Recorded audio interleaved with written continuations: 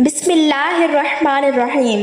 تو دوستو، جیسا کہ آپ سب جانتے ہیں کہ مور ایک بہت ہی خوبصورت پرندہ ہے، لیکن یہ اس سے بھی زیادہ خوبصورت جنت میں تھا۔ مور کی خوبصورتی اور اس کے حسن پر سبھی پرندے ناز کرتے تھے، لیکن ان سب خوبیوں کے باوجود بھی مور نے ایسی کیا غلطی کر دی کہ جس سے اللہ تعالیٰ نے مور کو جنت سے نکال دیا۔ اللہ تبارک و تعالیٰ نے جب حضرت آدم علیہ السلام اور اماں حوا کو پیدا کیا تو اس کے بعد ان کو جنت میں بھیج دیا۔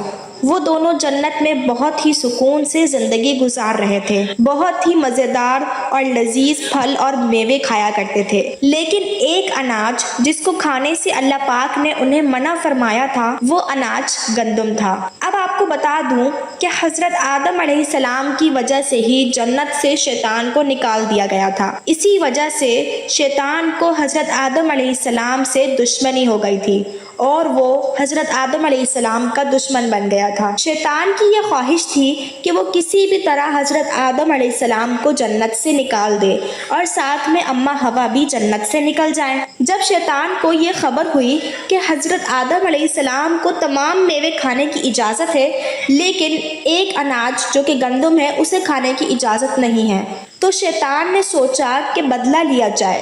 شیطان انتقام کی آگ دل میں لیے جنت کے دروازے کے پاس آیا اور بیٹھ گیا، اور 300 سال تک وہاں پر بیٹھا رہا کہ کوئی جنت کے دروازے سے باہر آئے اور شیطان اس سے بات کر سکے۔ ایک دن اچانک جنت سے مور باہر آیا۔ شیطان نے اس کو دیکھا اور بہت خوش ہوا۔ شیطان نے اس مور سے پوچھا، اے خوبصورت پرندے، تم کون ہو؟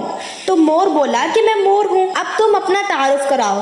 تو شیطان نے جھوٹ بولا کہ میں عالم قروبیہ ایک فرشتہ ہوں، میں اللہ پاک کی عبادت سے ایک پل بھی غافل نہیں ہوں، میں یہ چاہتا ہوں کہ میں بھی جنت میں جاؤں، وہاں کی نعمتوں کو اپنی آنکھوں سے دیکھ سکوں۔ تو شیطان مور سے کہنے لگا کہ کیا تم مجھے جنت کے اندر لے جاؤ گے؟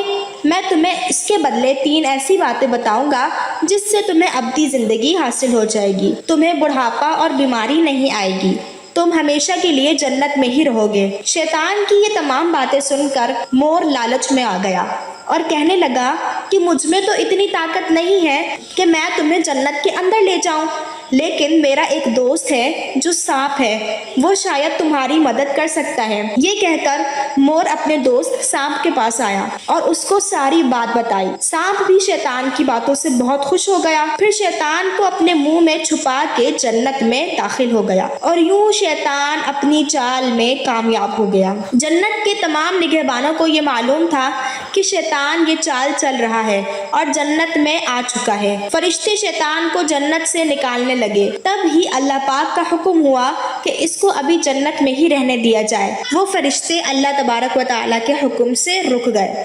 شاید حضرت آدم علیہ السلام کا امتحان تھا۔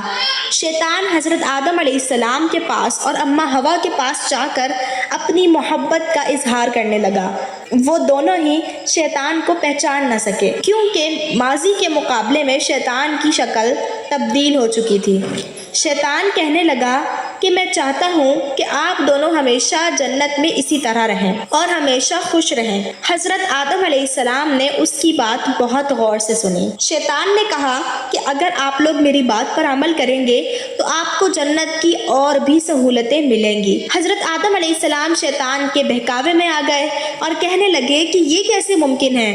تو شیطان کہنے لگا کہ ایک گندم کا دانہ اگر آپ دونوں کھا لیں تو آپ کو ابدی حیا حاصل ہو جائے گی اور آپ ہمیشہ کے لیے جنت میں ہی رہیں گے۔ یہ بات سن کر حضرت آدم علیہ السلام کے دل میں رجحان پیدا ہو گیا، لیکن ان کے دل میں اللہ کی نافرمانی کا خوف غالب آ گیا، جبکہ اماں حوا شیطان کی باتوں میں آ گئی، جس پر اماں حوا نے حضرت آدم علیہ السلام کو راضی کر لیا۔ پھر اس کے بعد ان دونوں نے اس گندم کے دانے کو چکھ لیا۔ جیسے ہی گندم کا دانہ ان کے اندر گیا تو ان دونوں کے سطر واضح ہو گئے، جس کے بعد دونوں اپنے سطر چھپانے لگے اور خدا کے خوف سے کانپنے لگے۔ اس دوران اللہ تعالیٰ نے فرشتوں کو یہ حکم دیا کہ حضرت آدم علیہ السلام اور اماں حوا دونوں کو جنت سے زمین پر اتار دو۔ حضرت آدم علیہ السلام کو سری لنکا کے قریب نیچے زمین پر بھیج دیا، جبکہ اماں حوا کو جدہ کی سرزمین پر اتارا گیا۔ جن خوبصورت پیروں سے چل کر مور شیطان